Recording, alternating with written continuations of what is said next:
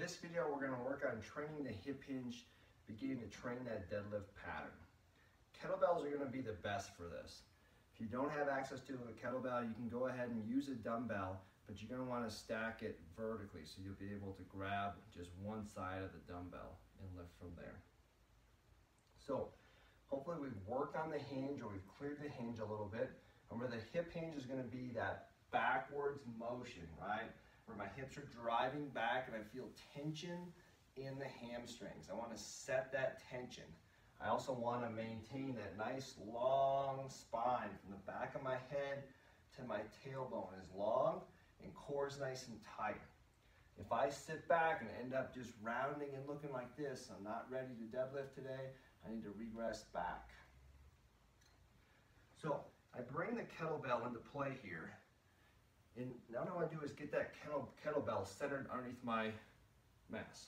So ideally, the handle of the kettlebell is going to come right through about the arch of my foot. Okay, or if you have tennis shoes on, right in line with the tongue of your shoe. Okay, so from here, I set up, boom, from the side you can't even see the kettlebell.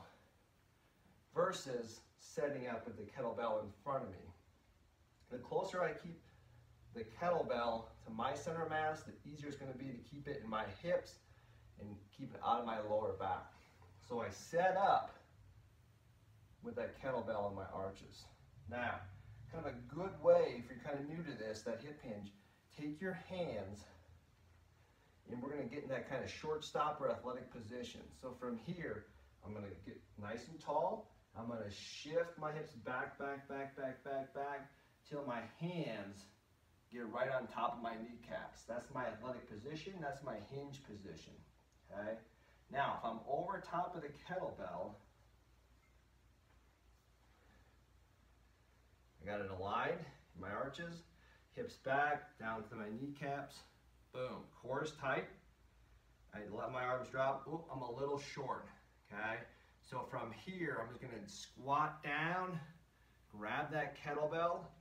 Okay, I'm going to crush the grip. I'm going to pull my shoulders and try to put my shoulders, my armpits in my pockets. So I retract and pull my shoulders down in my pockets and my hips. Take a deep breath in and push the ground away nice and strong. Finish with a tall, strong position. Glutes tight, core tight, and shoulders are down and back. Breath in, hips are back. Nice and tall, nice and tight. When I go through 2, 3, 4 reps, I want to make sure that that kettlebell is not inching forward inch by inch. I want to keep it nice and tight along my arches. Go ahead and use this exercise to build the strength through the glutes and the core. Like I mentioned, you want to push the floor away. Don't come down here, get set, and then stand up. You're more likely to use your back and pull yourself up.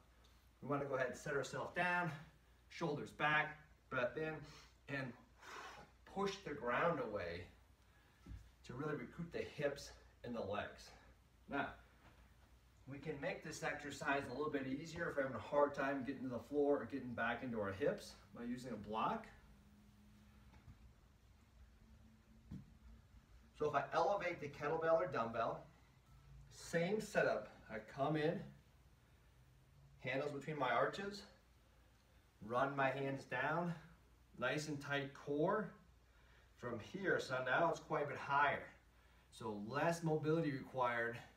Boom, crush the grip, shoulders to my pockets, and I feel tension back here through my lats. Feel that tension. Breath in, push the ground away, finish tall, glutes tight, tummy tight. Breath in, tap, and go ahead and repeat. This is a big exercise and it takes some practice to go ahead and get a hang of it. So we need some weight. We don't want to be lifting 4-pound kettlebells off the ground. We need to have some weight, but we want to make sure we're doing it well, lifting it strong, okay? Tension in this case builds strength and it helps keep you safe. So your breath, setting the core, setting the glutes, setting the lats is going to be important. So if you have questions, give me a holler, let me know to help explain that to you. Go ahead, give it a shot.